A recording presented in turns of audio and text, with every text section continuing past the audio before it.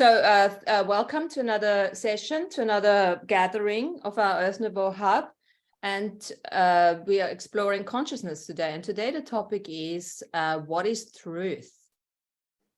And to tell you the truth, it wasn't me who came up with that topic. It was actually Paul this morning. I said, Paul, do you know anything, we could talk about, He says, why don't we talk about truth? And I'll pop on as well.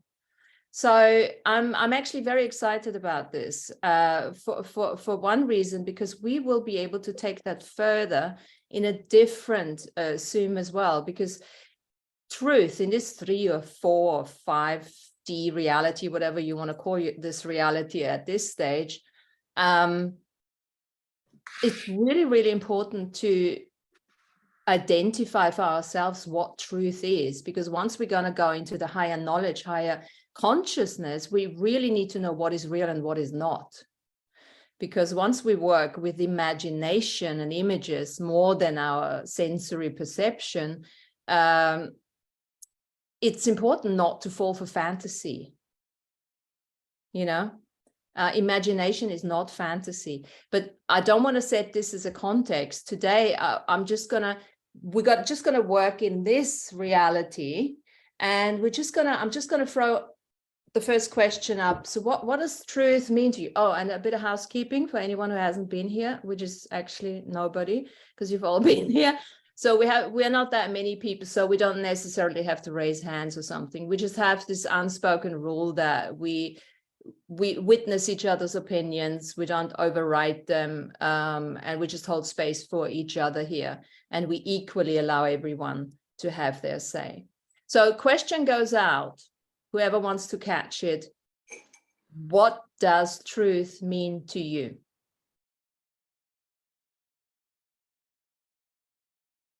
I mean, for me, truth is perspective, right? So what can be true to me might not be true to anyone else, right? And that means maybe listening to my intuition.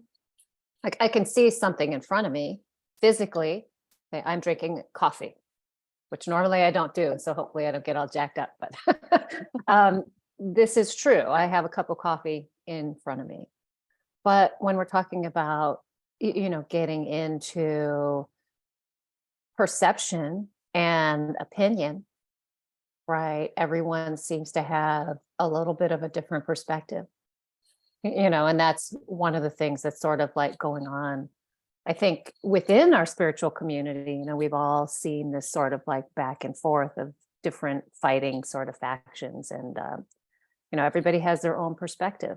So, for me, when I hear a perspective over here and a perspective over here, I just back up and listen to what is my perspective, right? It's really easy to run away with what someone is telling you over here, right? And we're encouraged to do that, aren't we? In our society and in our political system, I think. Look at one side of politics is saying, well, you have to do it this way, and one side of politics is saying you have to do it the other way, right? But how often are we, I like this conversation, because how often are we really encouraged to reflect back on what feels right and good and true for each of us? Yeah. And how do we discern it, right? It's the one thing, as you say, it's the evidence. I mean, this material realm is really very much focused on material evidence, right?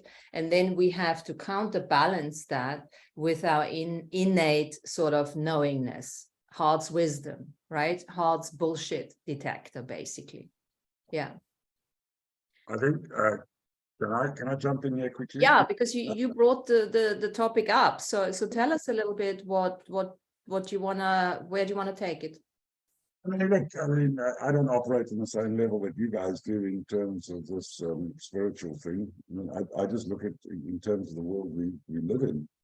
And one of the things that I've had severe difficulty with over the last 2 years, 3 years, is discerning what is true, what is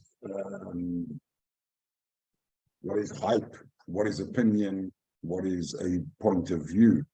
So when I look at truth, I think you can break it down into probably 2 or 3 pieces. The first one is fact.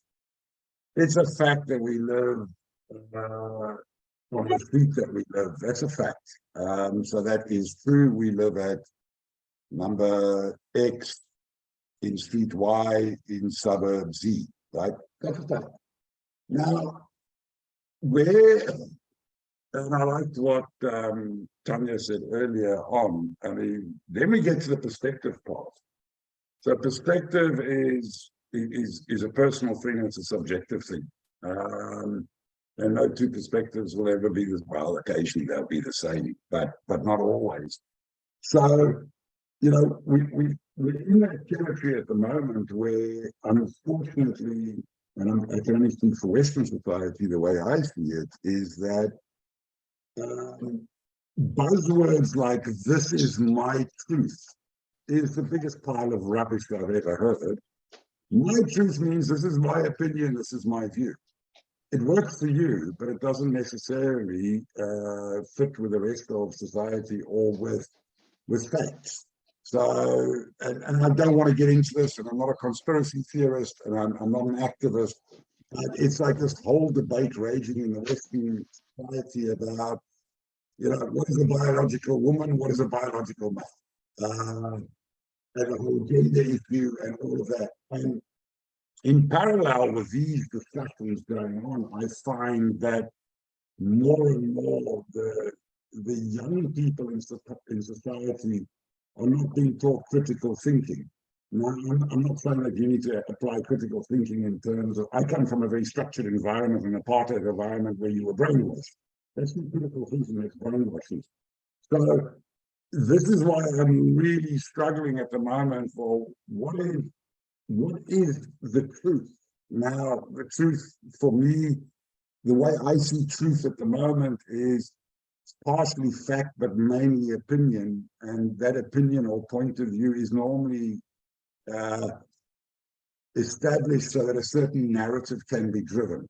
And you know, I think you guys as US citizens, for example, you must be, you know, following this Ukraine situation with much trepidation because your tax dollars are going there and no one can tell you what it's being spent on, because we simply don't know what to believe anymore. You know, opening a newspaper today, I used to love the day when we had journalism. Now we have activists, because a rich guy buys a newspaper, he's on the left. Another rich guy buys another newspaper, he's on the right. So I think as a society, what we need to start practicing is actually speaking truth and not jumping on to the opinion and my point of view bandwagon when it comes to things that matter. It's great to have an opinion, everybody should have one on a whole range of things, but some things are indisputable. The sun's up there, that's a fact. So it's just, I've sort of lost my way a little bit, and what I don't like about myself at the moment is I'm not staying current, because I simply don't know. I don't know if I believe Trump, Biden, Boris Johnson, Ursula. That's the issue that I've got, is that somehow the world seems to have strayed off the path of what is true. And if something's true, it's real. We're encouraging only points of view and opinion. So I'm struggling, personally, I'm really struggling with that. Well, okay, my point of view on truth is, I mean, there is nothing, so, okay. Let's go with nothing is true and everything is permitted. I know this is one of the sayings that I keep on turning around in my mind many, many times, because everything that we construct in this reality here is a construction. So what is truth? It is a framework within a certain boundaries. So if you change and if you intermingle between cultures, or even if you just go next door to your neighbor, there will be another truth in that house than it is in your house. There are so many factors and so many different variables there. That what is truth? I mean, there is something that has been written in a codex or in the 10 commandments or in the laws and something like that, and then they say that is the truth. But where is that coming from? I understand Paul's struggle on this, because I mean it's what we have, everyone is struggling with. If I, for instance, look into, because I'm fascinated by serial killers, and I might have a serial killer streak somewhere in me. I acknowledge that, because I could fall for it, honestly. So I'm like, okay, I do get that. It's not, you know, what is the truth there? What is the truth in doing something like that? For what? I mean, I'm really taking it to the extreme, because I think that is the best way to just have it, you know, right in front of you. So yeah, truth is, for me, it is something else when I enter into my home here at my home. So the truth here is a different one than the one that I just came from, which is at the office, or the one that I just came from when I was driving down the street, or the one that I just came from when I was sitting in the restaurant. You know, so it's a really, there are so many variables and so many levels to that. It's very difficult to grasp this concept of, you know, truth for me, you know. Well, you know, Well- I think also with that being said, and listening to what, you know, you're saying and what Paul is saying, you know, 100 years ago, we didn't have the internet. We didn't have the ability to communicate with people all across the country, all across the world. And I mean, the Farmer's Almanac, right, in the United States was the truth, right? You opened up Yeah. and it said plant on March, blah, blah, this new moon. This is when you're supposed to plant things, right? This is when you're supposed to harvest things. And I mean, people did, right? They were in their own bubble of reality. But now we have all of these bubbles of reality that are sort of overlaid with each other. You know, we can turn on CNN and hear the news from one perspective, and turn on Fox News and hear the news from a totally different perspective, right? But are those the perspectives of ourselves? Right? Is what they're talking about even relevant? You know, I mean, or is it just spinning us into a frenzy? Right. I was thinking also, as you were talking, like about all of the people who were psychic and spiritual, right? 100 years ago, 150 years ago.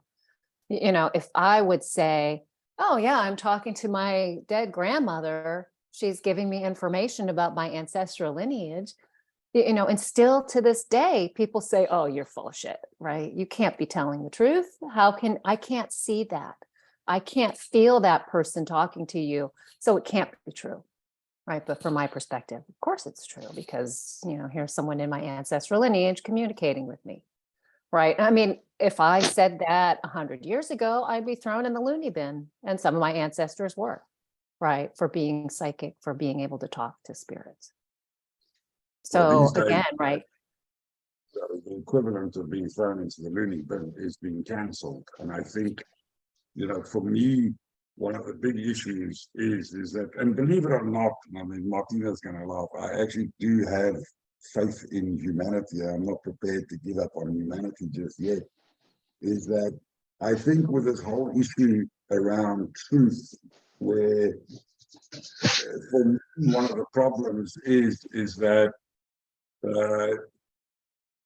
truth sort of tends to be peer reviewed and then agreed on, and in that direction is gone in. And you know what I see, just and I travel around the world quite a bit. I mean, you know, this. I mean, firstly, finding your own personal truth and what works for you versus what are the daily facts of life versus what are your opinions and views on things. What I find incredibly saddening is to see the sort of mental health crisis that this has created. I mean, you know, I've got friends who are doctors. I mean, the amount of stuff being prescribed to under 18-year-olds is frightening. And I think a lot of it has got to do with this issue around what is true and what is not true. And I'm not advocating that they become nerds and facts and figures people only, but I think that they're so bombarded, not just them, all of us, with so much every day. And, you know, trying to get life just from a survival point of view, and then to have all of that, is that at the end of the day, you probably seek comfort in the herd. And I'm guessing often you choose the wrong herd. But in terms of a sort of sovereign individual human being, I think because of this issue around the truth, people are totally losing their individuality and going to the group for call it comfort, protection, solace. I don't know. That's just how I see it. I'm sure Sandrine will differ. I love the fact that you're into serial killers, because so am I. Paul, Sandrine is the one I've met at in Turkey, and Okay. by the way, so probably because you both serial killers, so I must be a serial killer myself. So all I can say, Sandrine, is merhaba. Well, I just want to throw something in here. For me personally, there's only one truth. Yeah. But the truth is so expansive. It's such a big concept that everyone's opinion, based on the roles they're playing at the time, just like Sandrine said, every time we play a different role, we have a different truth. And I personally don't think there's anything wrong with it, because it's an application of what is required with whatever you're doing. Now, I think all those different truths from all these different opinions and points of views, they're going together. They are part of the bigger puzzle that we call truth. So everything goes. Everything goes. Everything is, from a sacred neutral perspective, we can perceive other people's truths. We don't have to agree or resist with them, but we can just be an allowance of them. That doesn't mean that we have to sit there and listen to whatever they're saying if that doesn't really resonate with us. But there is this level of honoring somebody else's truth. Yeah. Now, what Paul was saying, if you talk about opinions and points of views, well, where does that come from? Yes, where does the role play come from? And can we maintain our simple truth by playing all those different roles? The majority of all of those opinions are based on the collective narrative that we are tapping into because of our psychic abilities, right? But also because we've been bloody indoctrinated for eons of time. You know, this lifetime, other lifetimes, dimension, galaxies, and universes. We were brought up, conditioned.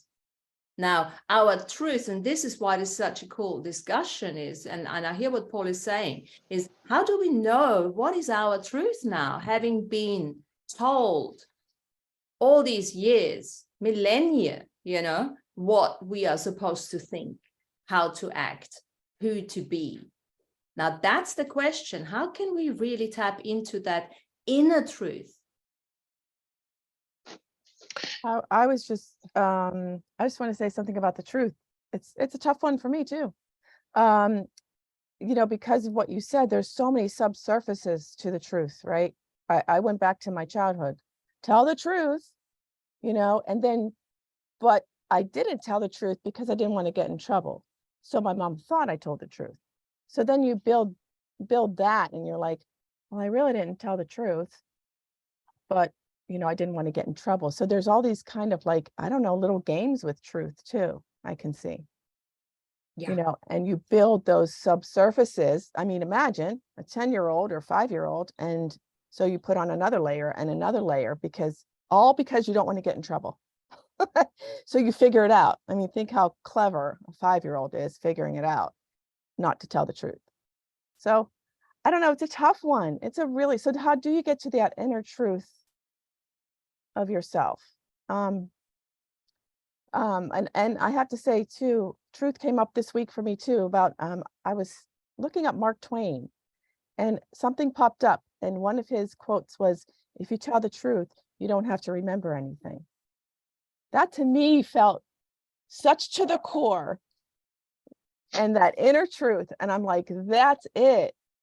That's all we have to know. For me, that's all I have to know, is that when I speak my truth or whatever, truth or something, I don't have to remember anything about it, because, you know, when you're a kid, you have all these, you know, little white lies you told, and you had to keep track of what friends you told what and all that.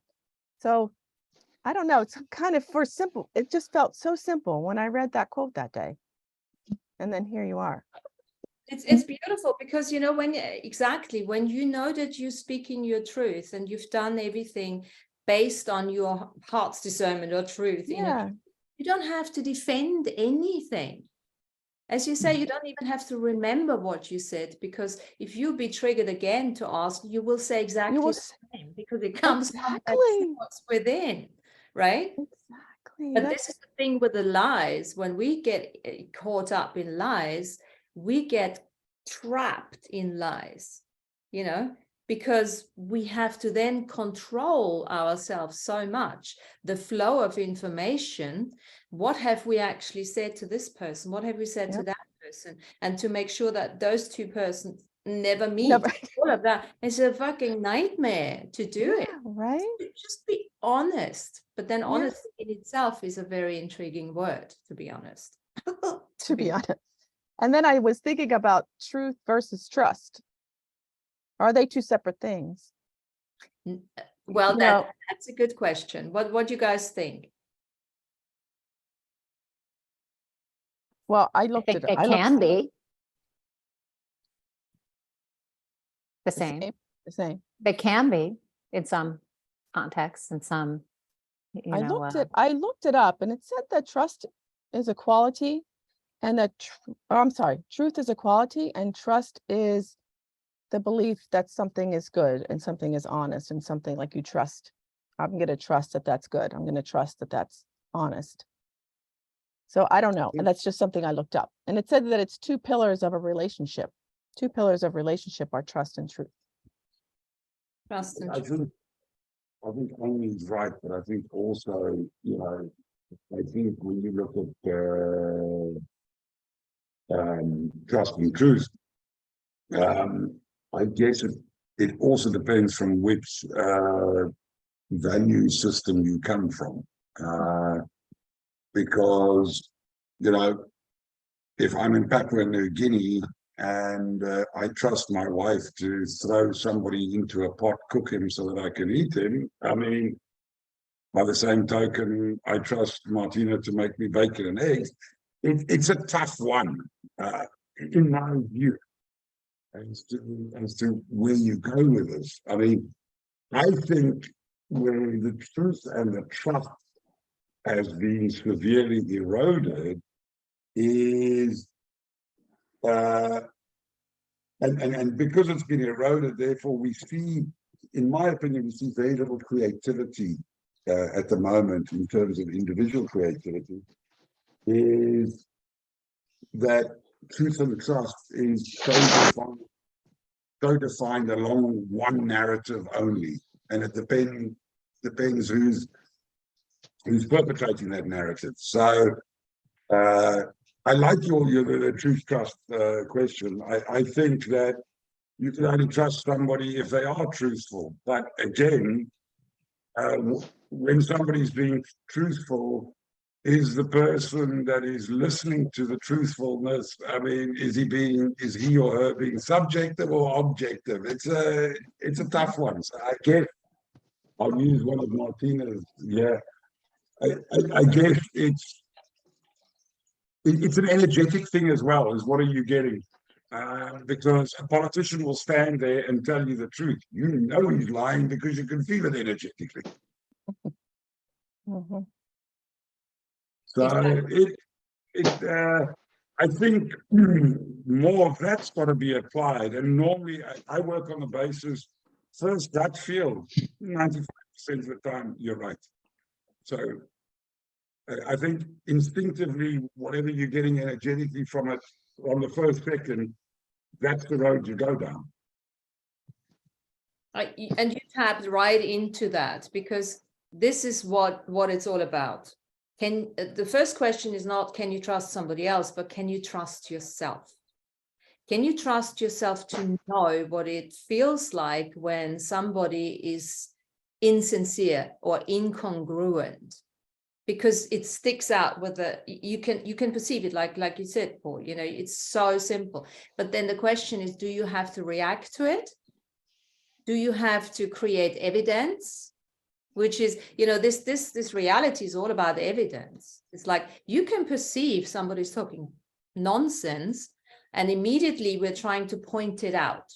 But there's something you're saying it wrong, and can you prove this now? And what are the facts and what are the figures? You know, so you're just adding to this whole thing instead of just knowing for yourself, untruth has been spoken, and then how do I respond to that? But it always starts with trusting oneself. So when you say, Paul, when you say you have a gut, no, you didn't say gut feeling, but you have a feeling, right? Where do you feel it in your body? How do you perceive it in your body? Because this is where the truth cannot be found in facts and figures and evidence. The truth has to be found within ourselves, and we all sort of verify truth for ourselves differently. So let's go around and just for everyone to say, how do you verify truth? How do you feel it, as you said? You start, Paul. I don't.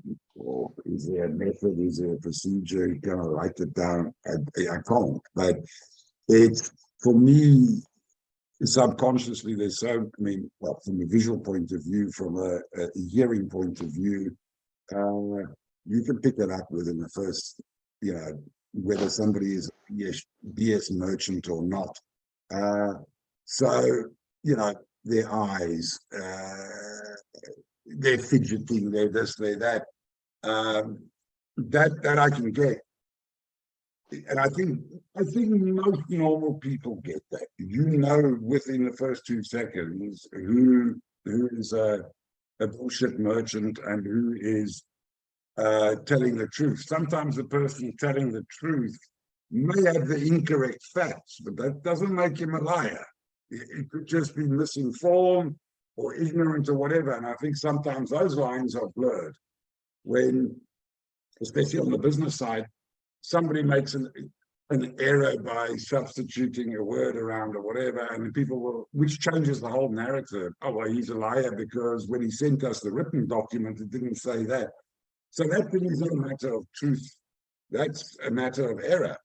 I think the problem that I've got, and this is where people aren't true to themselves, because the modern day narrative is this, and I'm going to say it, and it's probably going to sound offensive. There's another thing I have a serious problem with, is everybody saying, be kind, be kind. You must constantly be kind.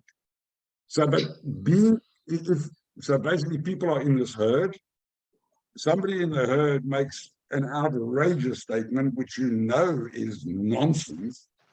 Then the be kind kicks in, so you won't argue that for the sake of keeping the group happy and stable, which is, in my view, is not actually contributing to that group, is actually slowly but surely ensuring the group's downfall, because you're not there to provide guidance, leadership, or just correction on a point or two. So this is the issue that I've got. And, you know, I mean, I'm still actively involved in, well, I still actually work, believe it or not. And one of the biggest problems I've got at the moment is hiring that age group 20 through to 32, because this is what I have to deal with, where they refuse to have an opinion. They refuse to have a point of view until they've consulted with a peer group, and then they'll come back to me. I don't want to hire somebody like that. I'm going off on a bit of a tangent. So this is the, and again, I'll say it, this is not, I'm actually quite a big fan of the Asian cultures because they do things differently. This is more prevalent in the West, where I think inherently everybody wants the truth. I think they've lost sight of what the truth is. So what we're doing here is in our community here, we are not necessarily using the word kind, because it has, as you say, it's been so abused and misidentified on so many levels. But I think we usually use the word authentic and sacred neutral, and being, you know, in appreciation of other people's opinions. And at the same time, you can say your say, you can say whatever you have to say. And it's not so much the words that you're using, but the energy that is behind your presentation. So the word kind, you can still use it, but I would add something to it. Be kind to yourself. Because when you get involved in other people's big turmoil discussions, look at the energy of what's going on there. There is so much depletion of and drainage of energy going on.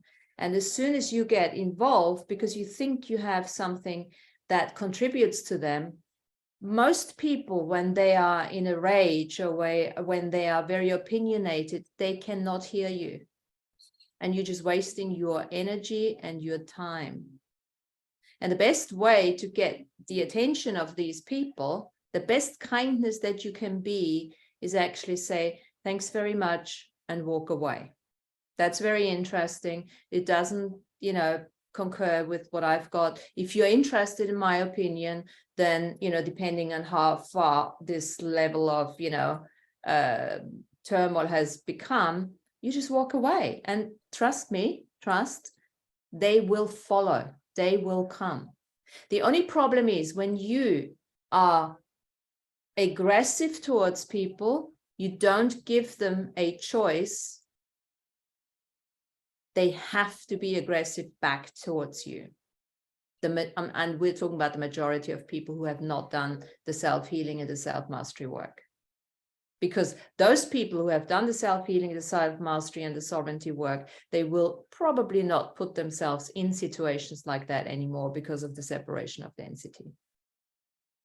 Does that make any sense, Paul? He shut out. Did you hear me? No, I heard everything. I just put myself on mute. Yeah, no, I think you're right. There's a lot to this. But I think at the end of the day, it's an individual thing. And if you work out the individual thing, then only then can you contribute to the, I don't want to call it greater society, but let's say to the planet or to people or to whatever. But I think that in the current day and age we're in, people have totally bypassed that step of actually doing the individual truth thing and have gone straight to the group truth thing. And I think that the repetition and the constant in your face of that is in 10 years' time when people realize they need to, they then lose the ability to go back and actually try and create the individualism around it, would be my view. And then they become pretty lost. And I guess, you know, big pharma says, let's pump you full of drugs. I don't know. That would be my view. Does anyone? Yeah. For me, when someone is telling something that's not true, I feel it in different places in my body. Sometimes I hear my little bullshit detector saying, liar. Sometimes I feel it in my throat, right? Sometimes I feel it in my heart. Sometimes I feel it in my gut. And maybe that depends upon the information or the person I'm, you know, listening to or dealing with, and depending upon where the information is, you know, hitting me in my body. I watched this TV show, Survivor. I don't know if you guys know this show. I love this show because it's really interesting with the human dynamics and the way that the guy who won this time, he was talking about his process and his journey during this, you know, 30 3 weeks or 4 weeks, or I don't know, however long it was, 30 something days. And he was saying that he would listen and talk to everyone, right? And be friendly with everyone. And he would watch them, he would watch their eyes. And when their eyes sparkled when they were talking about something, he was saying, okay, I can tell that they're telling the truth, because there's this sparkle and excitement, right, in their eyes. And when they were lying to him, he said the eyes looked flat, right? And so, like Paul was saying earlier, you can tell by looking in someone's eyes, right? When they're talking about something they think is true, there's a different quality of energy that is right here. Thanks for that. The question was, the one we sent out is, how do we know when somebody is not, or how do we know when truth is spoken? How do we perceive it, or when untruth is spoken?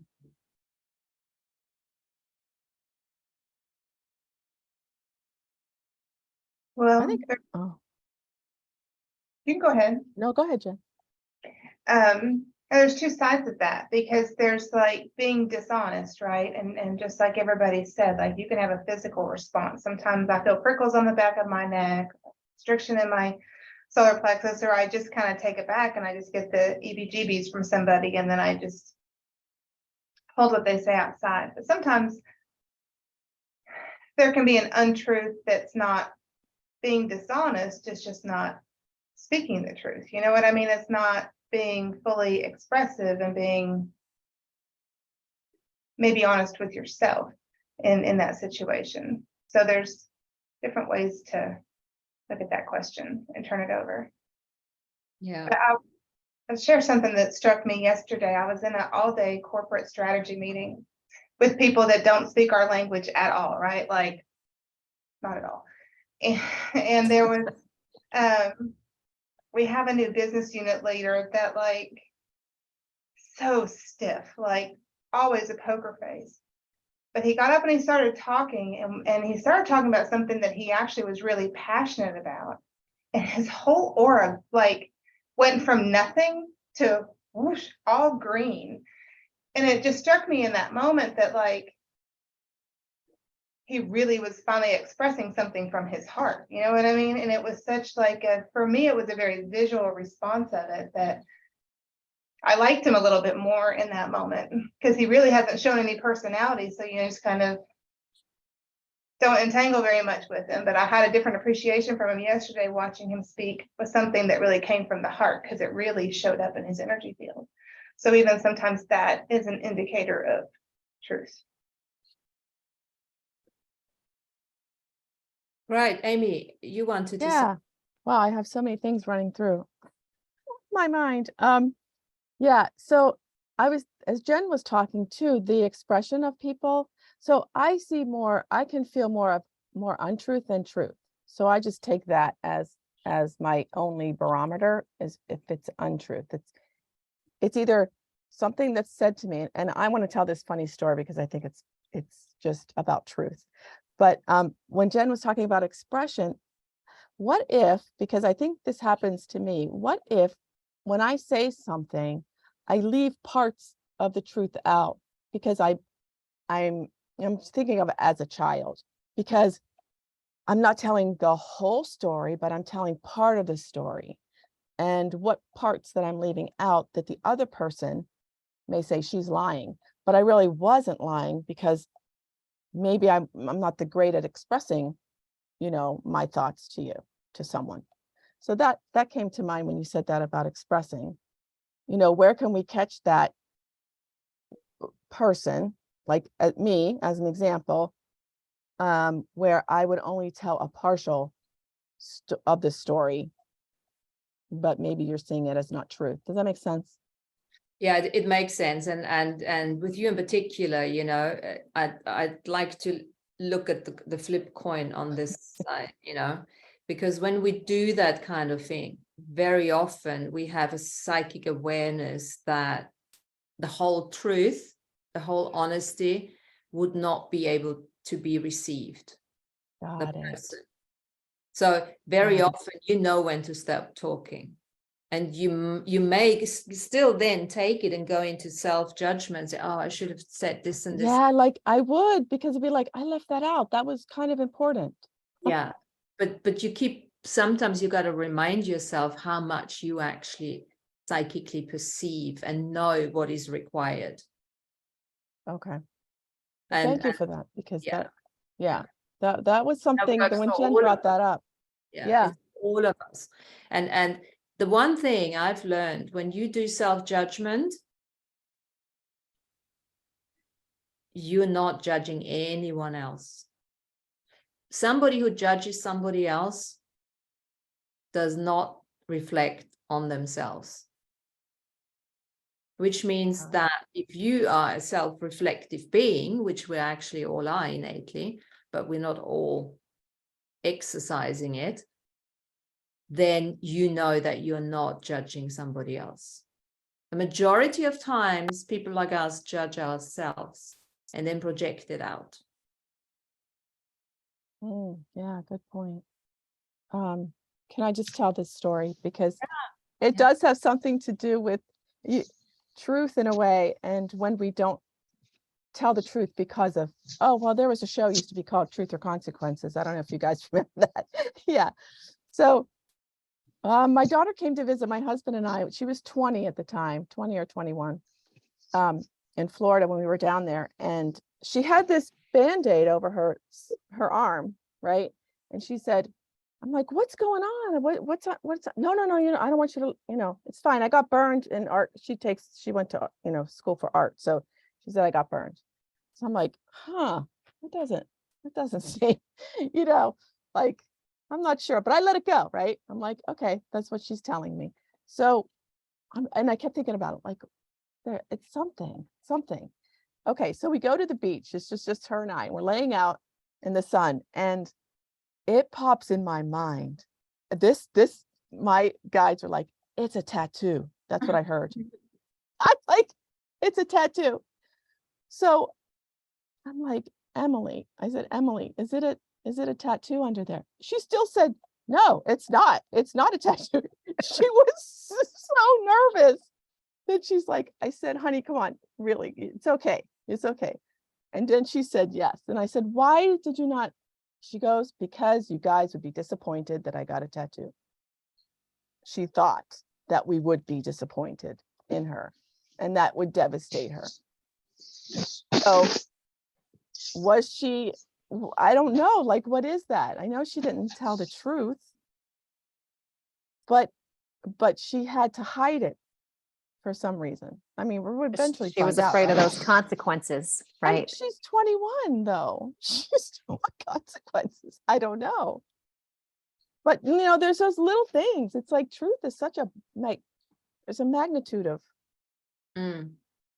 But there you got this kindness, the so-called kindness again, because, not wanting to disappoint you, right? Yeah. Could be considered a kindness as well. But it all goes back to programming and obviously, bits and pieces that she's picked up from somewhere. And how many people out there who feel bad going back to their parents with tattoos. So the thought that she had might not have even been a thought that came from you. She might have just from somewhere, from the TV, from a TV show. Yeah. I mean, truth or consequence, that in itself, just look at this. It's black or white, right? Black or white. Well, there's no such thing as black or white, right? Of such thing, right? Yeah, I don't know. I just thought that was kind of funny. I can say it now, but just I thought has something to do with those levels of truths. Well, and that goes back to judgment too, right? Like, Yeah. think about how she thought you would judge her as what, a bad person or whatever. I remember when Jody saying that her in-laws still judge her. Well, I mean, it's none of their business, right? What you do with your body. Yeah. So fears there. But I remember when I got a tattoo on my back and I showed my grandpa and he said, oh, you can't rob a bank now. You can be identified. I mean, that was like the last thing, but he was a federal court judge. right? And so Oh, he thought in that way, right? That was his truth. He could never get a tattoo. And I think mhm. secretly he always wanted to be a bank robber, but he saw that one side of the law and secretly, desired to, Yeah, The yeah, freedom to do whatever you want. freedom. yeah, Right, yeah. right. And when we back up from worrying about what people think of us, right, then we can, have our own truth and opinions and let go of what thinks, what she thinks. Yeah. Yeah, now she's got 3 of them, so. I you mean, if I can jump in Yeah. here, what I'm thinking that when a person like such as your daughter did, right? She didn't Yeah. want to tell you that she had a tattoo put on. It's a form of self-protection when you think about it, because a person has a right to self-protect, right? So if the person is fearing the consequence of the judgment of another, they would do what is right for them in that moment to self-protect in order not to suffer the consequence of another's judgment. Right. So she was self-protecting herself from you and her dad. Right, or I The can see it judgment. also as a respect for us too, as a respect, Yeah. you know. Because she knew, no, I didn't care. Her dad, my husband was like, no tattoos, So I do see that too, of the respect she had. I don't know how long she was gonna hide it, but, you know, But So in a general put- sense, other people who would not come out and tell the truth, even though they may have wanted to, it is self-protecting, because if you come out sometimes, especially in our reality that we live in at the moment, sometimes the truth can be the worst consequence for you to be telling, right? And you don't want to be in such a situation. So you do what it is that is right for you in the moment. And that doesn't make you a bad person necessarily. no, it doesn't But make you a bad person, Lana, but it makes you a limited person, right? Because it yes, but limits. we're living in a reality where this takes place, right? Because you don't want to be harmed by another because of what they might be thinking, of what they could do to you to physically or mentally harm you. So you self-protect. Yeah, that's what people do because they have Mhm. no other tools available. Exactly. You're absolutely right. You're absolutely right. And people who have obviously done the self-healing journey will no longer need protection because they can just ask themselves, hey, I'm an infinite being. Would an infinite being ever need protection? Yes, I agree with that. Now, Because now you're an expanded being exactly. and you don't be bothered by the opinions of others Yeah. because you know what your truth is. You stand in your truth and you are confident of yourself. Yeah. Yeah. Does an infinite being need awareness? By all means. But it is the level of awareness that substitutes the protection. And you're absolutely right, Lana. Sometimes that level of awareness tells us, just like Amy was saying, to stop telling the truth, Or tell half of the truth or tell only. half of the truth, exactly. But there's a gift with Jody. I mean, let me ask Jody, because you've had this, you are in this situation that you're still feeling judged by your in-laws, right? What is the gift in that judgment? Well, it's a pretty complicated situation that it unpeeled my onion, so to speak. So it attacked like every layer of insecurity that I had. But I'm trying to look at it as a gift by using this as the catalyst to make me stronger and to make better decisions. Unfortunately, one of those decisions might be that their son is wrong for me. Like it's a codependent relationship, and maybe my block removal is going to be him. But I'm just using this time to get to know myself again and to build myself back up. So it is a blessing in disguise. Yeah. Yeah. So untruths or judgments can be a gift. And this is the thing. It always depends how we perceive things. We react. Hi, Herminia. How we react to certain accusations, or, judgments of others, opinions of others, untruths of others. It's all good. It's all good. As an infinite being, and this is the thing. We have quite a few people here on this call that they're just infinite beings. They work on that level. They didn't even have to think about it. And sometimes, when we talk about self-healing and everything, what you actually need to do is need to acknowledge what they're already doing. Because most of us are already doing, we are already trusting ourselves. We just do it so much in an environment where so many people don't do it that we think we're doing something wrong.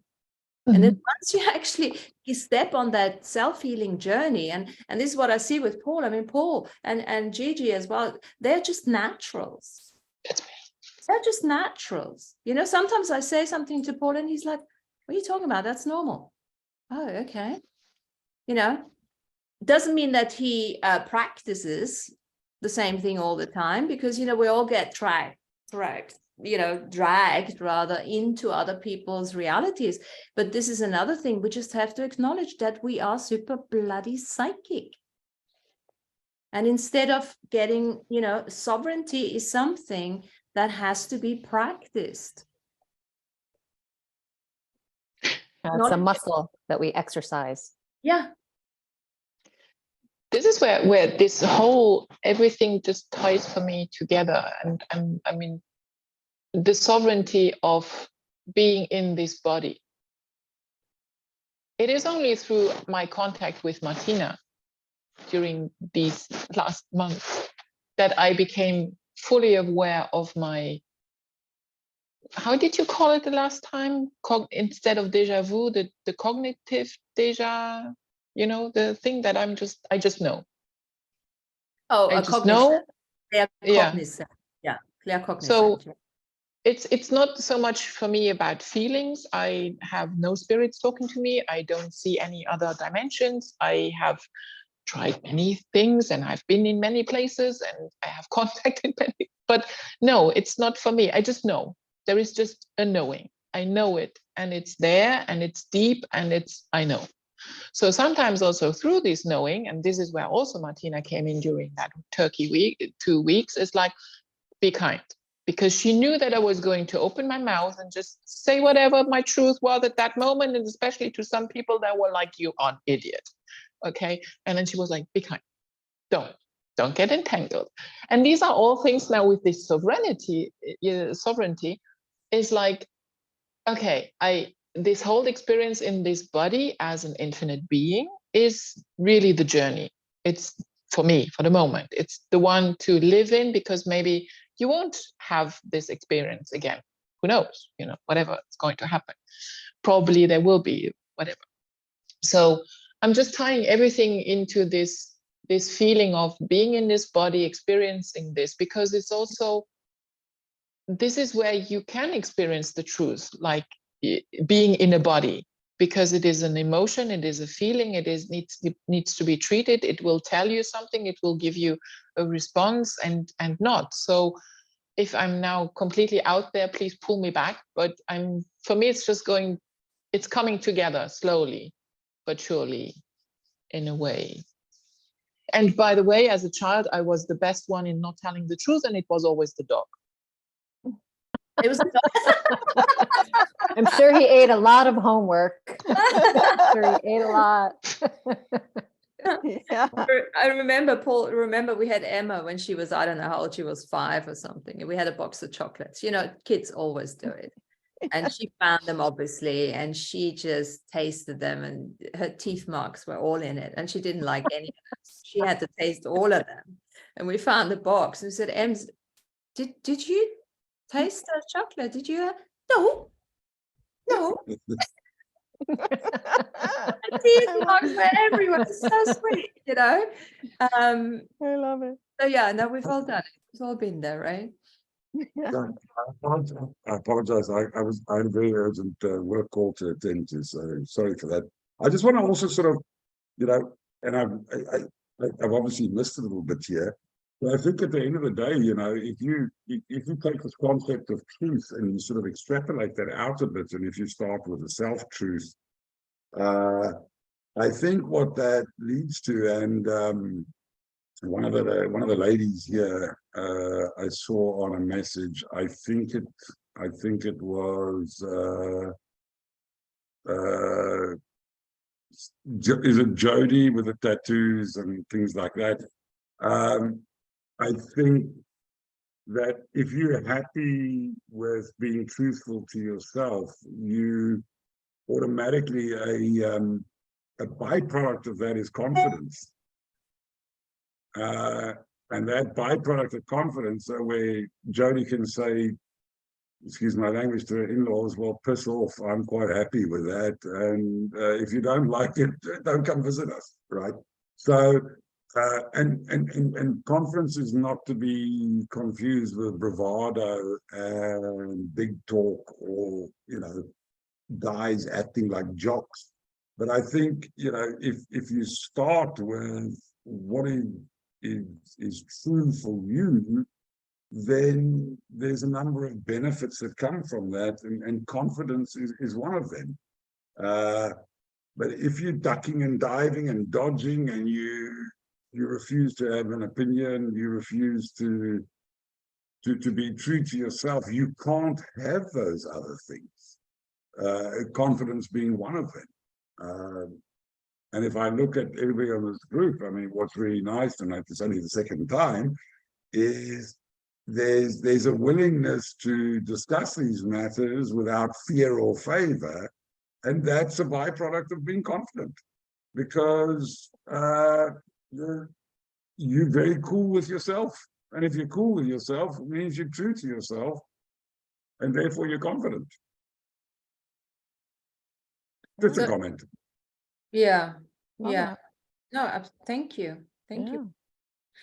I wanted to say that I always tell people that honesty has power back of it. And I can also say that truth has power back of it. And when you speak the truth, you're confident, Paul. That confidence steps in. And so no matter what anybody else tries to say or do to override you, that honesty and that confidence is there backing you up at all times, because it's universal. It's there. Nothing can erase that. So I just wanted to share that with you, because you were talking about that confidence. Thank you. No, I agree. So we're talking about, sorry, Paul? No, you're done. So we're talking about talking, speech, throat. Yeah. So confidence is also not something we're born with, because of all the indoctrination and the conditioning and the programming. And it gets reflected in the voice. So we all remember, you know, when the voice just lets out, you know, or there's a meeky voice coming through, a different kind of voice. And one of the tools, because we always give tools in these recordings here in these Zooms, one of the tools, and we've all done it, the revocations. So when we do revocations or any kind of meditation, you know, even, but not from the one you actually speaking out loud, and the ones you record those, and then you listen to your own voice. And it's quite interesting, as you practice doing that, the more you listen to your own voice, the more confident, if that's the word you guys want to use, the more confident you become. And your voice keeps changing. And the first time, we all remember the first time when you hear yourself singing karaoke and somebody records it, and it's like, oh my God, who is that singing, right?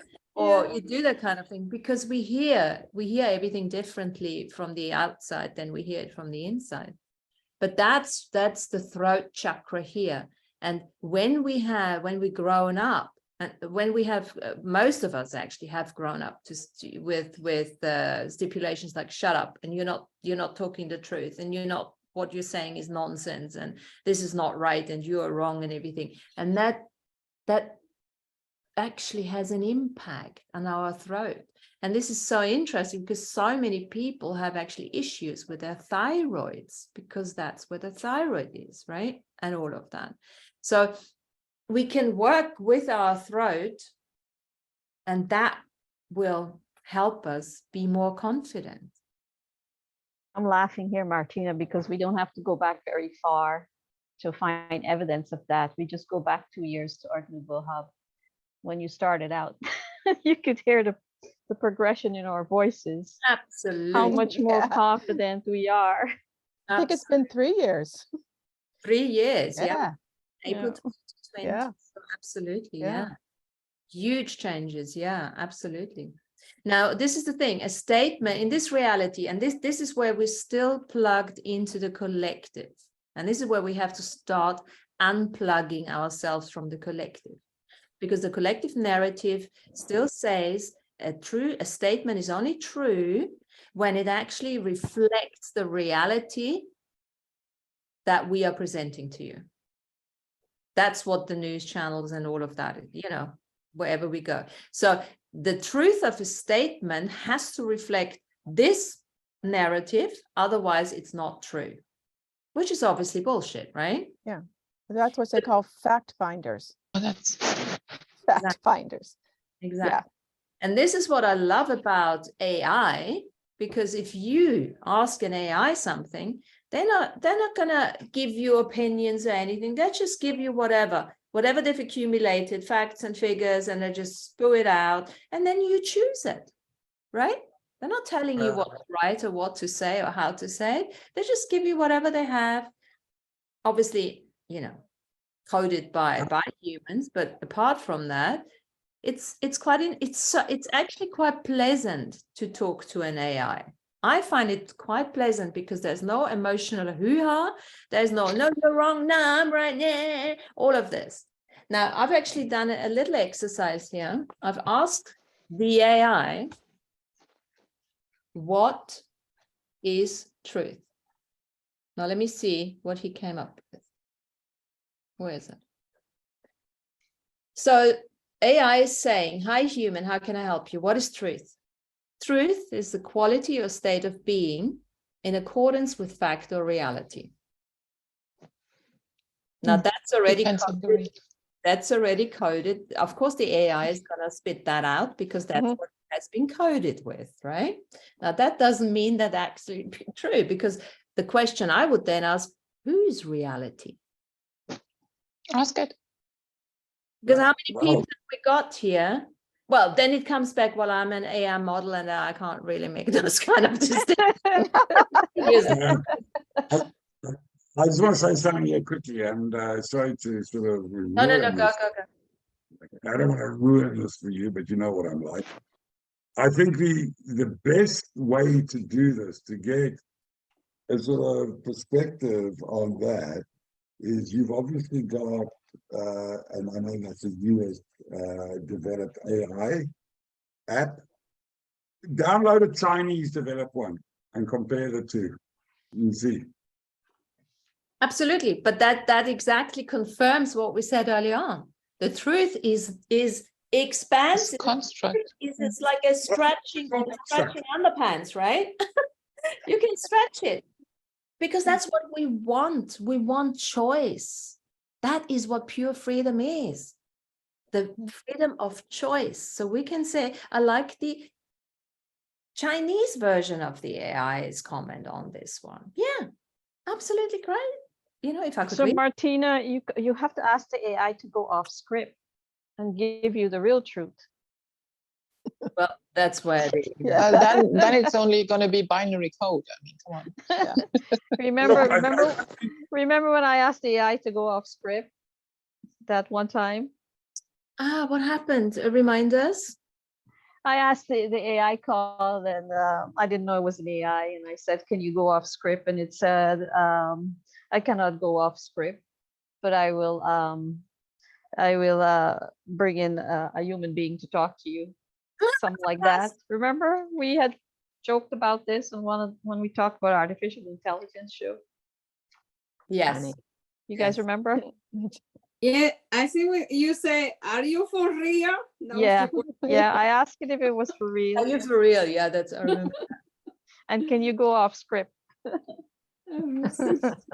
I think, I mean, just sort of going into a bit of a tangent here is that if you look at the original AI, going back a few thousand years ago, let's call it 2,000 years ago, the original AI was probably the Bible, because that had all the answers, and we were told that had all the answers. And if you look at Western society, our whole system of governance, of morals, of societies is all based along the lines of what was written in the Christian Bible. Now we've got AI and we've got all sorts of other things. It's really interesting times, but I've got a problem with the AI in terms of, and Martina and I had a rather robust discussion about this morning, is I also believe that AI is taking away more of our ability to critically think, because it's too easy. It's too easy. So, you know, at the end of the day, at what point does AI start becoming the truth for human beings, and human beings totally and utterly discard human instinct? It very much depends who you're speaking to, because when I look at this, for me, it's almost like, oh, okay, how can I redefine this? It just gives me pointers, reference points, so that we can actually talk about it. And everything can be redefined. And if you are on our shows a bit more often, we do exactly that. So I love AI for that, because it brings stuff out, not that I believe in anything AI says, but it gives me a lot of, you know, reference points to look at. How do we actually have a different truth for that? Right? Yeah. And this is why it's such a great tool, you know, and there's lots of other things, but, you know, I just want to, anything else, guys, you want to say before What I was thinking when Paul was talking just now about the AI, in that eventually you will go to the AI for your answers all the time, right?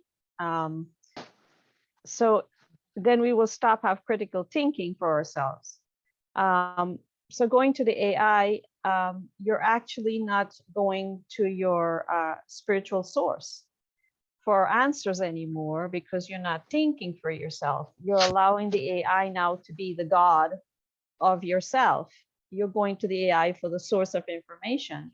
Now that's creating the dualistic approach. Do you really want to go to an AI for information, or do you really want to go to your source of all things for information, which is you, that is connecting to the source of all beings, right? And so the question is coming back to what is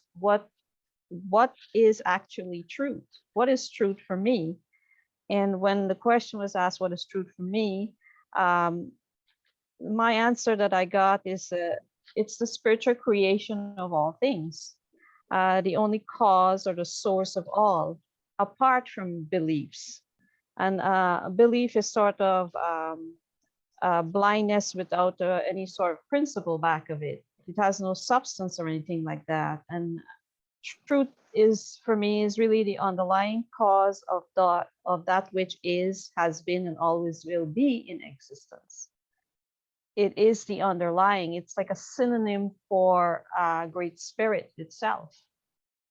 Great Spirit is the truth. It is life. It is love. It is consciousness. It is what is, and nothing else. So where am I going for my truth? Am I going to an artificial intelligence for my truth, or am I going back to what is for my truth? That's beautifully said, because I, you know, we don't agree or resist or anything, but I would agree on this one. Absolutely. It is love. It is all of that. It is, but at the same time, it can be domination and control at the same time.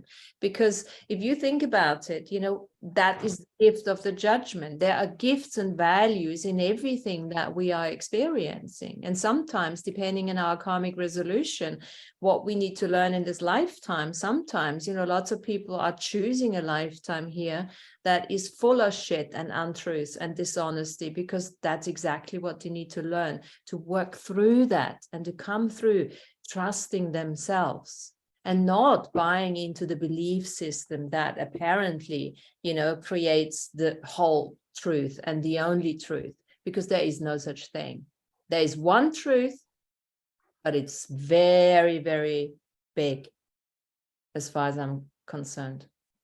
And it's absolutely, say, sorry? Broad. Broad. I just want to say something here, and what Lana said, amazing, is this is the problem I've got, and I'm sure AI has got its uses for what I would call bricks and mortar stuff.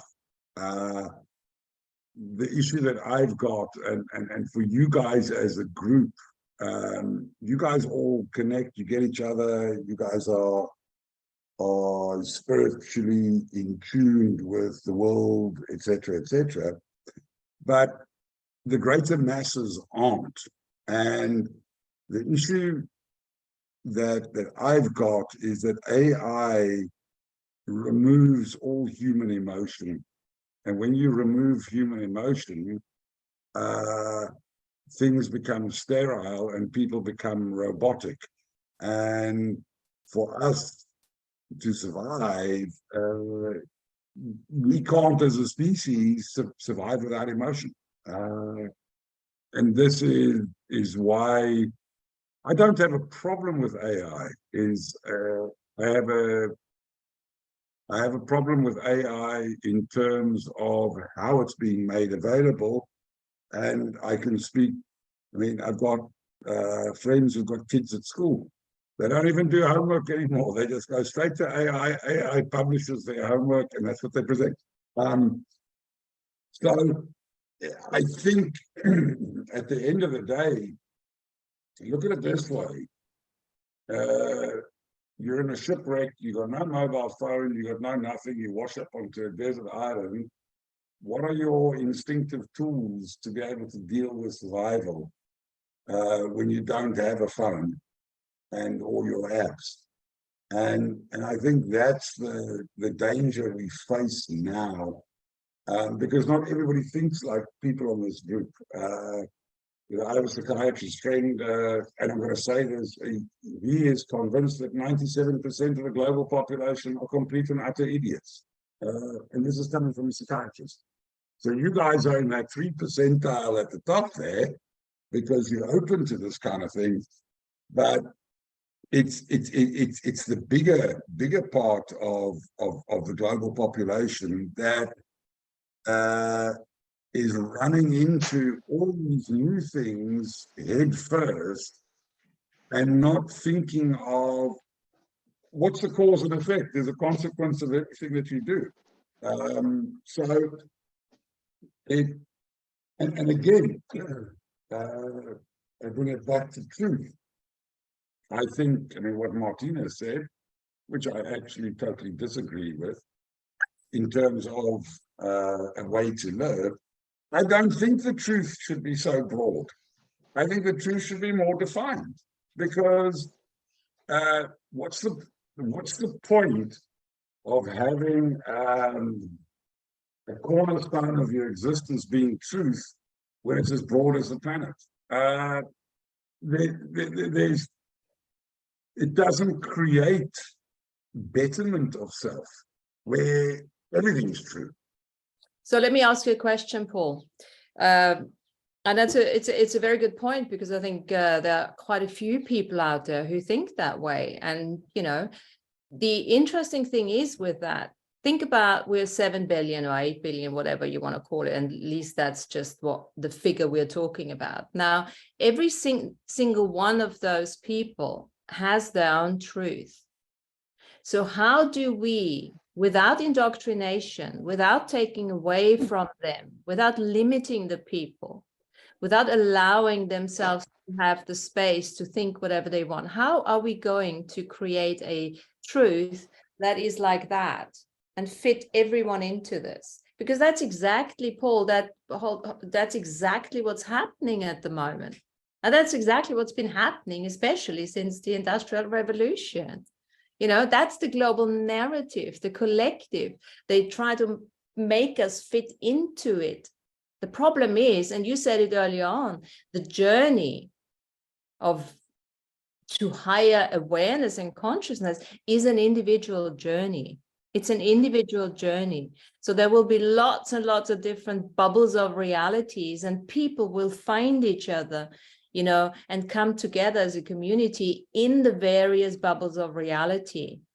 And they will never even get to meet or see the people. Think of the people that are in your life out of the 7 billion.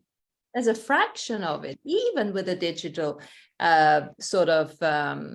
gadgets we have now. That's called separation of density. I'm not advocating that the truth be narrowed down to that, but I'm also not advocating that the truth be infinitely broad. And why do I say that? Because if the truth was infinitely broad, we would have mass hunger, mass starvation, and mass pandemics and things like that, in my view. Just hear me out. Because when somebody decides that this is their truth and this only, and then starves to death because he can't. Look at the guy. I mean, Into the Wild. What's that? Starves to death and dies. Right? His truth was he was going there. Right? I'm not saying counter it, but what I'm saying is that when truth allows absurdity, because a lot of the stuff is absurd, right? Then we can't expect to survive as a species. We can't. Sandrine. We won't. It's about the concept again of the truth. I mean, if you want to have your framework of your truth just being that wide, that's excellent, because then you allow many people to understand your truth, because you are going to put it in a certain framework. I'm not saying limiting, okay? I'm just saying in a framework. So that is your truth. So you allow other people to understand that that is your truth, which is fine, which is good, because it will allow many people maybe to understand where you're coming from. So for us who are more broader in that sense, because we can sense more things, it is just too limiting, and it's not really, and I'm going to say it's not relevant, because the truth in the end is not really relevant to your, okay, okay. Yes, there's famine. Yes, there is all of that, but that is just not coming from truth. This is coming from the way things are actually evolving, in a sense, or how things are happening. Truth in there, to find truth in there is very difficult, because what again is the truth? Again, it has to deal with, you know, here in my house, that is my truth. As soon as I'm on the street, there's another truth. As soon as I'm out on the balcony, as soon as I'm in my neighbor, as soon as I'm, you know, anywhere, it's all different. You have all different frameworks.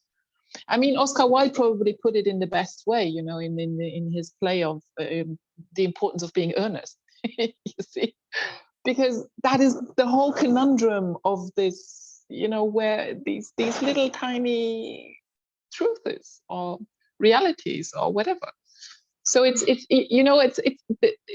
think it is this concept of vastness, of grasping this truth, is probably what most people are struggling with, because it is incomprehensible for people like us who already are incomparsive thinkers, because we just think wider, it is easy, you know. For somebody who's used to be diving, you know, diving in the big wide ocean, it's very easy than for somebody who's just swimming in the swimming pool, you see. Right? And you've got a point, but then it's not this all in. Because my view is as an individual, your first priority to yourself is survival, right? Is you want to live because that's why you arrived on this planet in the first place. Now if we look at this broad sense of truth and all, and I'm being the devil's advocate here. What do we do? What do we do when a group truth or an individual's truth threatens my individual safety and security? How do we deal with that? So this is where awareness comes back in again. Yeah, like Sandrine says, we can't use truth for everything. It's better to use consciousness, or if you're not familiar with consciousness, use awareness. Because if you feel threatened by somebody, yeah, then the truth doesn't even come into this. It's a matter of then you do whatever it takes to, you know, get away from that person, you know, to put yourself into safety. Absolutely. Yeah, but why should I vacate where I feel comfortable because his truth has invaded that place? Why do I need to do that? So this is why I got a problem with this total. I think I think, Sandrine, what I will say here, the total unlimited broadness of truth is an individual thing. I don't like that for a group because that potentially puts me at risk. Okay, fantastic. No, I love that. I love that. And now we got to bring the energies in, Paul, again. Yeah.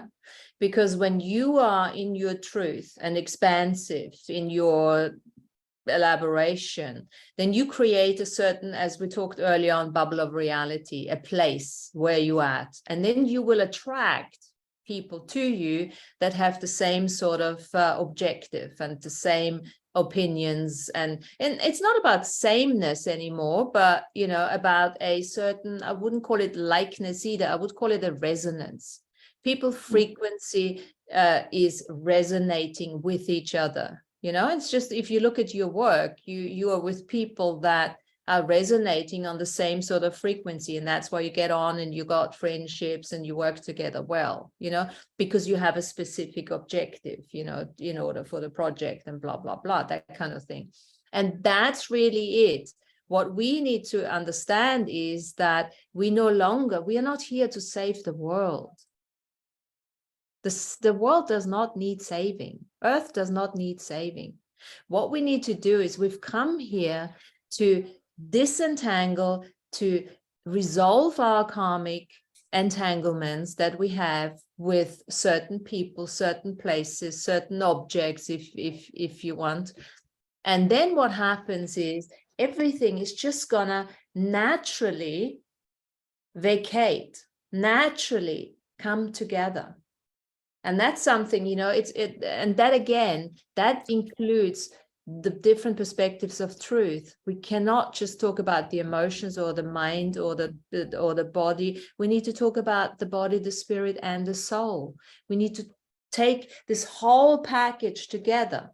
And there was a time, there was many thousands of years where we could do that. But we can no longer do that. We can't just look at one thing and say, this works for me. We have to put it into a different context now. And the context is growth, remembrance. Who are we really? We are not those limited humans that we have been told that we are. We are people with capacities, with compassion, with talents, with gifts that we are at the moment trying to harness as we are bringing the soul more into our bodies. Does that make any sense, Paul? I know it makes sense to the other guys, but Sandrine? Instead of the growth, I would actually call it the stepping into. And here we can use then the word the stepping into the truth. Yes. You know, I'm sorry, but it's quite funny about that. But I feel it more like in a stepping, you know, into that bubble of and then, you know, expansion again, because Yeah. that is all that it is. Yeah, when I say growth, I mean expansion. When I say expansion, I mean harnessing the soul, bringing more of our soul shards parts Okay. to Sure. connection. Well, you're absolutely right. And there is an additional growth level because, you know, we've never been in a situation before that we are now, where everything is just getting destroyed and completely new. What I'm feeling here with everything being said, it's almost for me comes down to my responsibility for my truth and my accountability for my truth. And maybe that's the pebble in the pond that waves out to other people. I mean, I feel like it's very simple. To me, it feels simple. I don't know how to explain it, but that's how truth feels to me. If I'm going to be responsible for how I speak and my accountability, you know, then I think it just, like you say, grows broader and broader out into the waves. Yeah. Pebble in the pond. Absolutely. Yeah. It's that taking that responsibility for your own actions and reactions and completely getting out of victimhood. Yeah. And it's I mean, very easy to use the global collective and say, oh, I need to help them. But in reality, it's a bit of a cop out doing your own journey, you know. And there's this thing about no, there's no such thing as selfishness when you get onto that journey. But is it easy? It's not easy. It's not easy. It's fun. can I just say that what you're saying here is, wow, I remember trying to fit into other people's truths. What about that? Right? I mean, I just got that now. It's like, Let's not go there. I know. Never I works. just got that. No, it doesn't. So backing out of that, you know, we kind of have to back it up. But this is one of the things why I decided that I will come on this show, because I know it will also be published, and although it is during my working hours because of the time differences, okay, but it is so important for me because it brings me forward in my journey. It brings me forward to finding further my truth or myself, either by even stepping further into my sovereignty and authenticity. And only by doing that can I also perform better at work, because there are so many things that I suddenly am not really getting into anymore because I just realized that it is not worth it stepping into it anymore. I just, one example, this week we received a complaint letter from somebody who said that he was in an evaluation offer that they were not evaluated to 100%. And I'm like, you know, it was like, I just saw this image in front of me of a person who was just like, and I was like, how do we shut that one up very quickly? And I just said, we already sent you a letter on that date saying that, you know, you did not win because of, you know, the fact that you did not get 100%. And we stand by that. There is no error. And then I signed. And everybody was like, don't you want to give him more, you know, information on why? I said, why would I do that? You know, why would I do that? Just to give him more fodder to start up, you know, being even more and more and more. And that is like, it's just like, sometimes, yes, it's better to give somebody fodder so that he keeps busy. But here's something that I want to shut up, you know, and I'm like, I'm not going to get, you know, even entangled with this thing anymore. I'm just going to say, we already told you about it. So just acknowledge that and that's it. I would have loved to write there. You cannot always win, but okay, I didn't. I know. Yeah. So, and this is very interesting, Sandrine, what you're saying, because once we get to that stage, there is less words. We get to a stage where we don't have to say much anymore because our energy speaks for ourselves. Even if you do write a letter, your energy frequency comes through, the signature comes through the words, but there is less blah blah, you know. Like Paul and I, we talk about grammar. We call, when somebody's like on and on and on, we call it grammar. There's less grammar. There's no need, you know, to do that. It's like, and that can be quite, like I said in the book, you know, especially in a romantic relationship or in a relation partnership, is when that stage comes where there's less grammar. Yeah, people then think, oh my God, I got to get out of here because we've got nothing to say anymore and we doesn't love each other. And it's got fuck all to do with this. It's actually that we're stepping into that psychic communication where so much what we used to say is no longer necessary. And that's not comfort. That's not comfort. That's just a knowingness and then allowing each other to be in our truth. But still have resonance. Have a resonance, yes, absolutely. But you see, this is the other thing. When we are walking this path, we're continuously having to out-create ourselves. Continuously. Do you know what that means, Paul, when we talk about out-creation? How would you say is out-creation? What is your truth about out-creation? Absolutely no idea. So you're gonna have to tell me. And I love it that this answer is so perfect because this guy is the master of out-creation. Yeah. If something doesn't work for him, he finds something else to do. He's not attached to an outcome. He's not attached to any fucking titles. He's not attached to any money. He's just, okay, he wouldn't say the word, this doesn't resonate with me anymore. Just, I can't be bothered with this. I'm not doing this anymore. Fuck that, blah, blah, blah. That's when he's, okay, good, do something else. And you've done this so many times in your life, you know, since I've known you. And that's such a gift. But it's an innate gift. You don't acknowledge it. Well, I thought it was just me that annoys people around me, and then I have to move on and find something else to do. So, yeah, you see, self-judgment. That's what we do.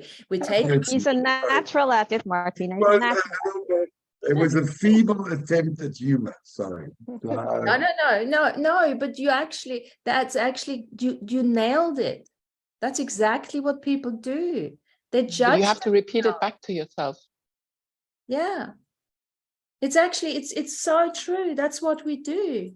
We think we are the rebels. We think, how long have we thought we are rebels, right? Mm-hmm. But are we really rebels? Are we actually ready to do whatever it takes to move on?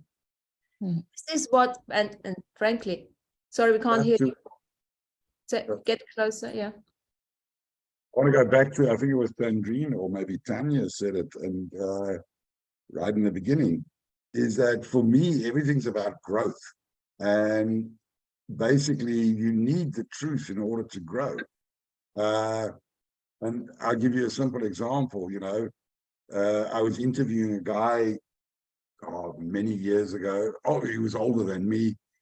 And for a simple job. And I said to him, why should you hire me? And he said, well, because I've been doing the exact same job for 35 years. I've got 35 years experience. And I said, no, actually, you've got 1 year's experience 35 times over. And no, guys, seriously, I don't know, that's not a joke. That's a fact, right? So basically, in terms of the individual truth, is I'm prepared to do something for a period of time until I know I can do it. And I've sucked everything I can out of it. And that's not money, that's the mental side, that's this, that. And then in order to grow, they have to move on to do something else. People who sit in a job for 35 years doing the exact same thing over and over and over again, and for some people it works, for me it doesn't, but that to me is not growth. And I can live with that, provided they don't moan and bitch about how bad their lives are, because here we come back to the matter of choice, because you choose to grow or you choose to stagnate. But you can only make the choice if you understand your truth. It sounds all convoluted, but more or less something like that. It sounds perfectly fine. And what you've just explained is a spiritual concept of the soul's desire to learn, to have experiences. Because this is what the whole purpose of us being here, because the soul wants to experience, spirit wants to experience itself through the means of souls. And the souls are connecting to the bodies. The bodies are being used as vehicles of experience. You're absolutely right. You know, and that stagnation, when we don't allow the soul to move on, to grow, or to remember, or to expand, you know, whatever you wanna call it, is it's making memories. We continuously, perpetually have to do that, because otherwise we stagnate and literally we start feeling stuck. But this is obviously what that collective consciousness is not necessarily advocating or cultivating. Because the more people do that, the more we're gonna appreciate our potency, our gifts, our capacities, and we can no longer be limited and dominated and controlled by the very few elites that are still running the show. Having said all that, for people, it's not gloomy. We've been through it. It's just, we just need to catch up now. Yeah. We're all on the right track. All we need to do is stay in your truth, do what's joyful for you, look after your body as much as your soul and your spirit and your mind. And I speak from experience, because with all that love and passion that I have for the soul's journey, I've been working a lot from a soul desire and neglected the body, even though it is the vehicle that I do require in order to stay here. And I'm paying for it at the moment, but it's okay. I'm now working on it. And I'm absolutely loving the detox, even though it's not easy, but it's a determination. It's a, what's the word I'm looking for? It's a, not determination. It's, anyway, whatever that word is, it gives me freedom. Being committed, that commitment to the body at the moment, for me, gives me that freedom that I actually require. And that's quite interesting. I've never really looked at it from that perspective. Once you start calming down, stop seeking, stop curiosity learning, and there's a time for that. Yeah.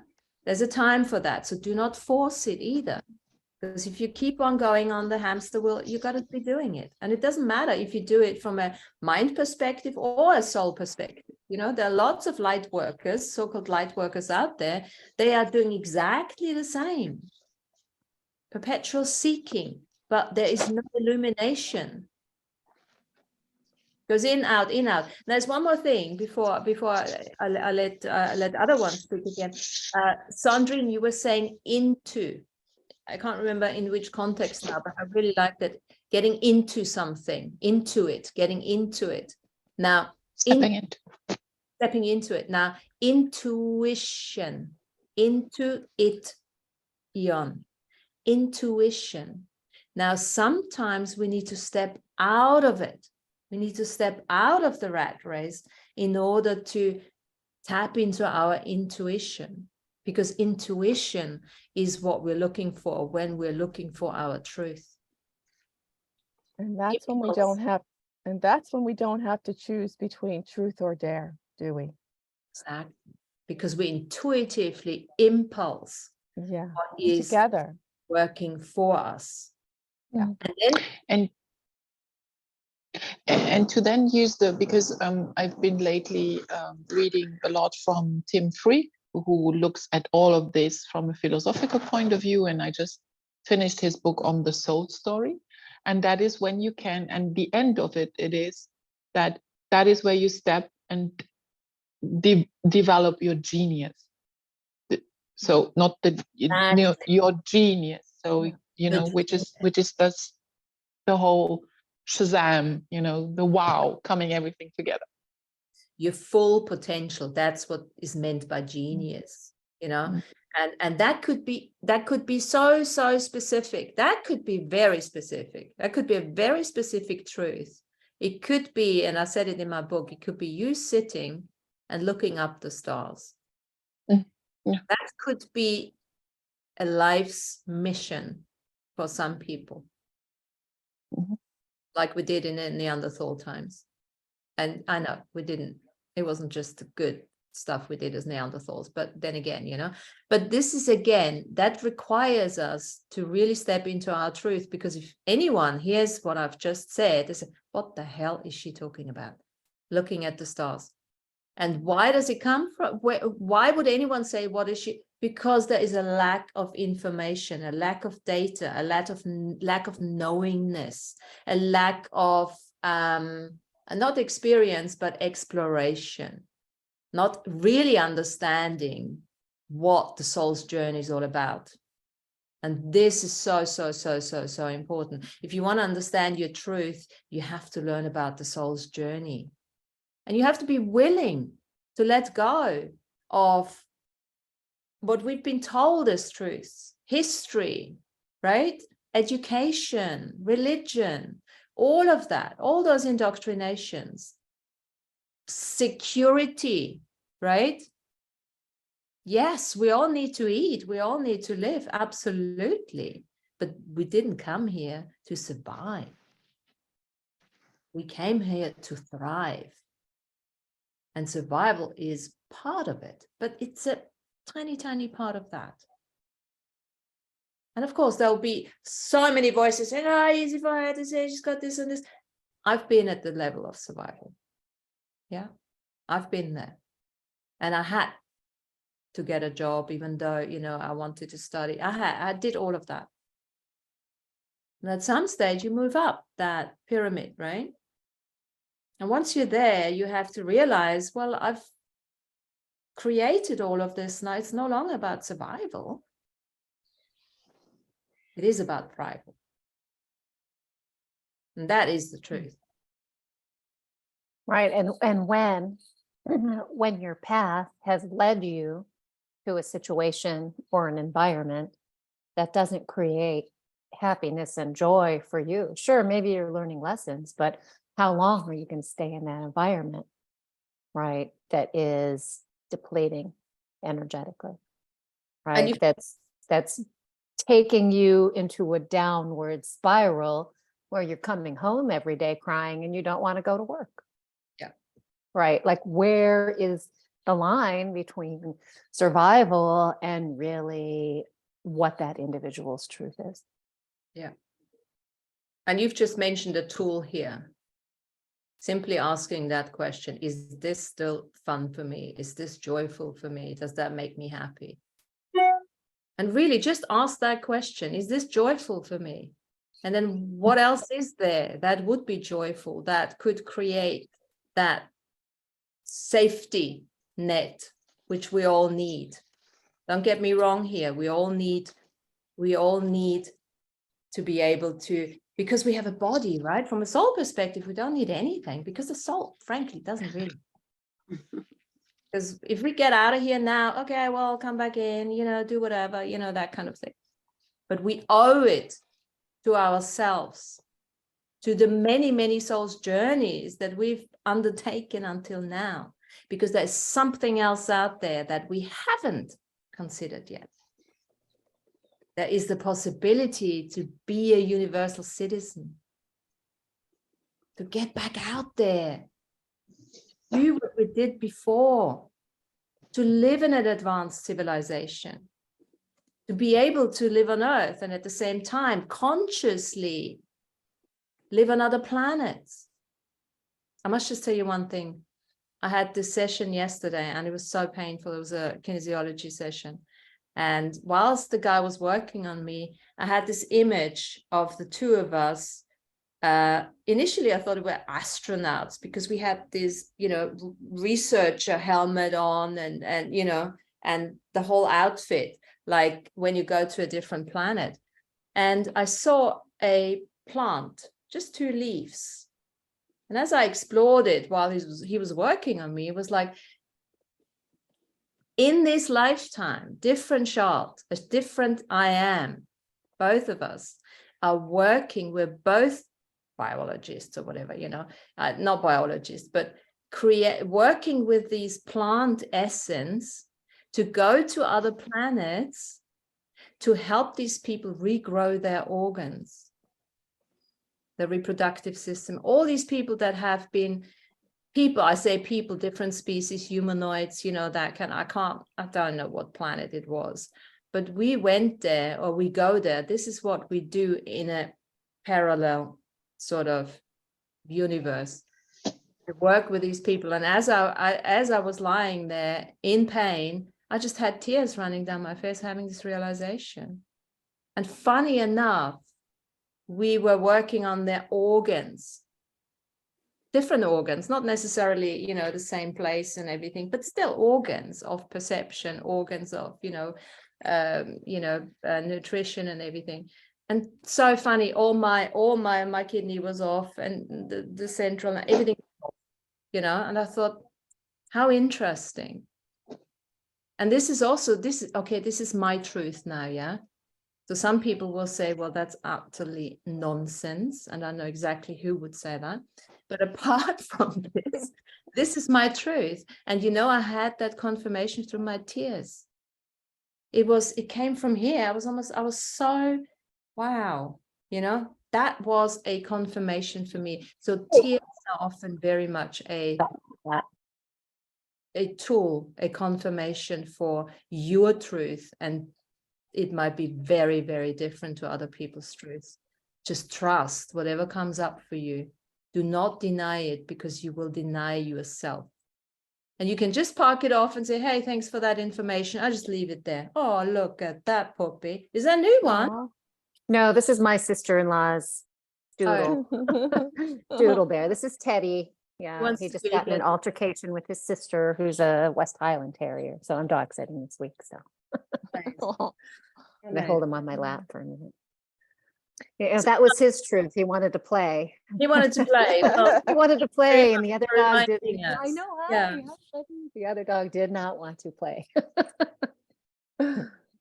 So Sorry does about anyone have still some closing words before we close the show for today? I was just thinking, you know, about the Robert Frost poem, Two Paths Diverged in the Yellow Wood, right? And in this poem, he looks at one path, right? There's the path.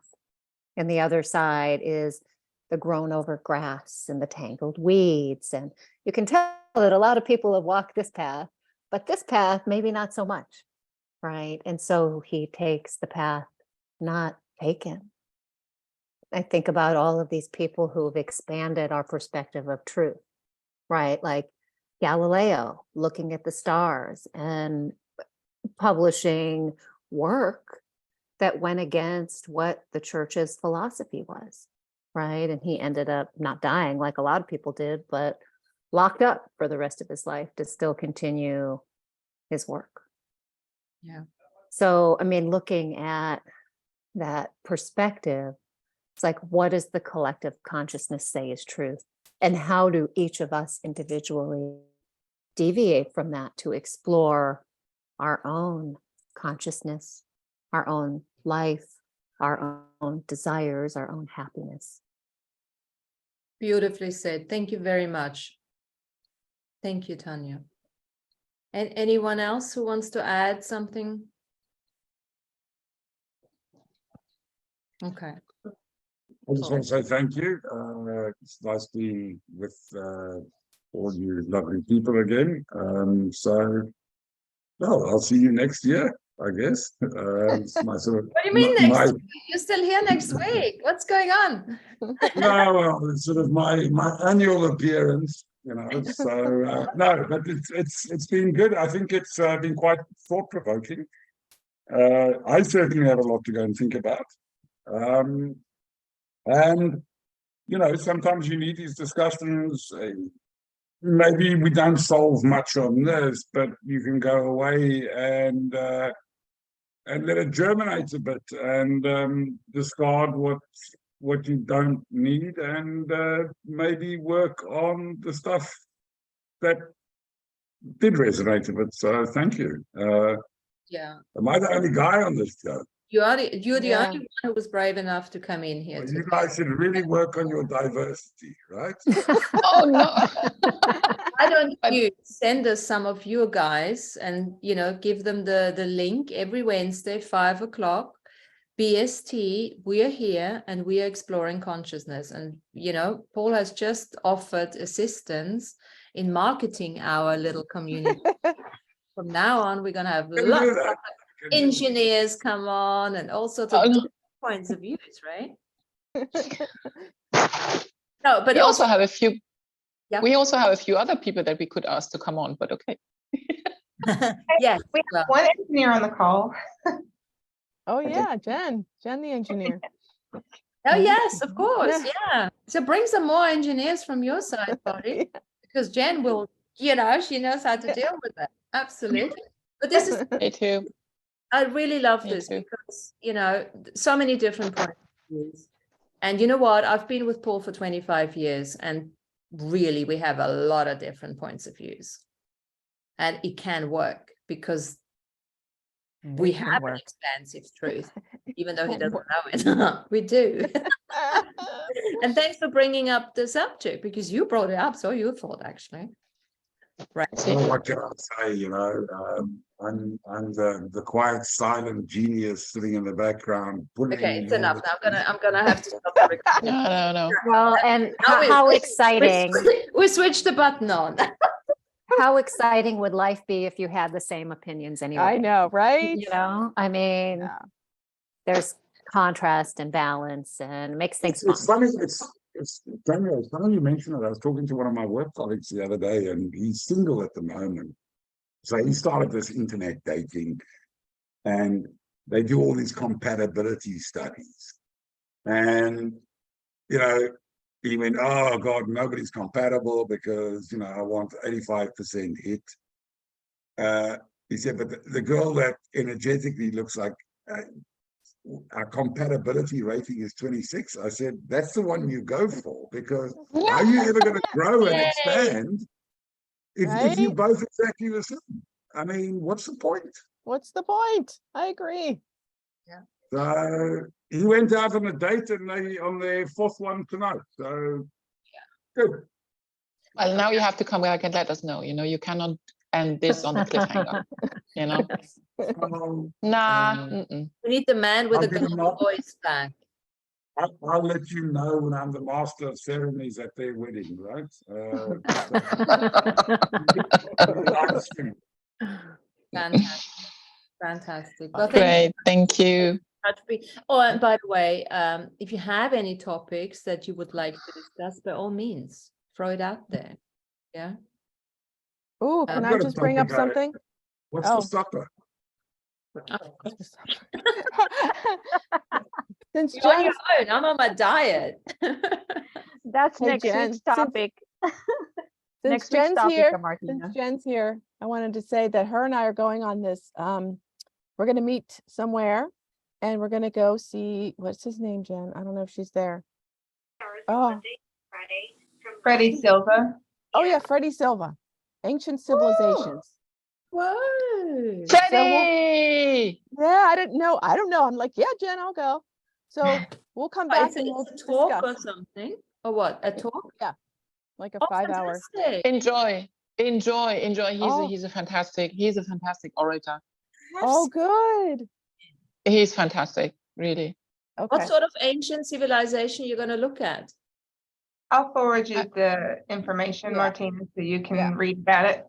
He's doing a presentation in kind of a small little Yeah. point resort Wow. in West Virginia, like a really rural area. So it should be really beautiful. Okay, so Because- San- Yeah. well, Sandrine, I wanted to ask you because they sent, I don't know if Jen got the email. They wanted to send to have dinner with him. So that, to have dinner with Fred. Fred, Go. go to Yes, that. absolutely. No, he's. I. d- Tanja, that tackar guy, ju I don't know vid if- Nysen. Hello, Nice. I don't know if any of you is on Gaia TV, but there are a few of his presentations on Gaia TV. He is also, he has experienced a lot in crop circles and also in Egypt in the pyramids. So he is also doing tours, or he was doing that.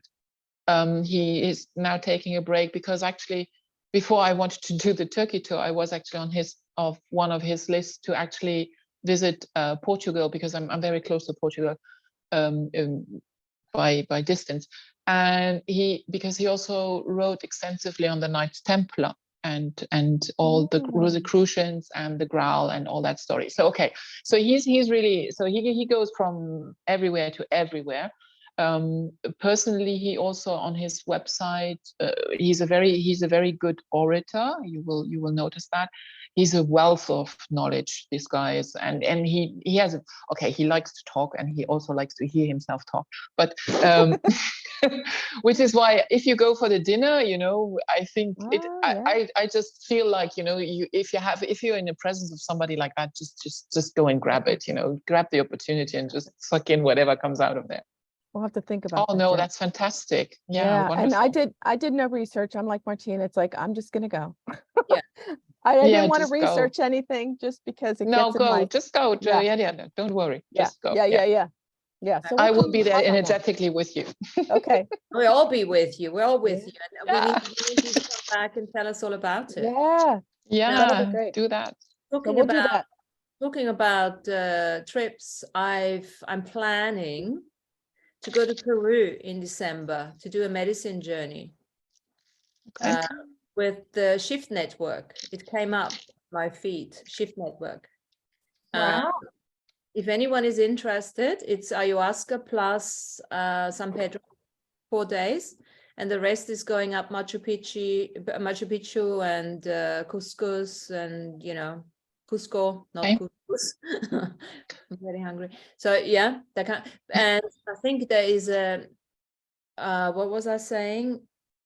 To get an early bird, it's actually deciding by tomorrow, by the 30th of June. But anyway, there's more as well. So it's in December, I think 10 to the 20th or something, right? I don't know. Anyway, so if anyone is interested in that, let me know and I'll send you the details over. But I'm pretty much planning to do it. Oh, You can put it in 10 the days, group, maybe. 10 days. I won't be going to Peru. I am going now because I've got to jump onto another call, but thanks very much. It was lovely to see you all Yeah, again, and we're lovely to done. see some Thanks, new Paul. faces. And, Great to see you.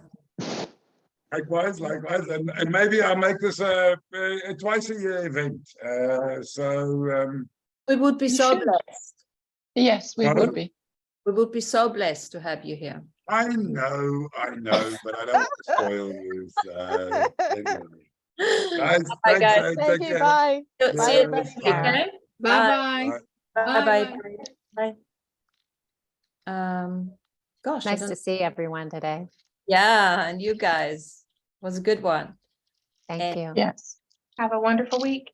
you too, guys. Bye. Bye-bye. Bye.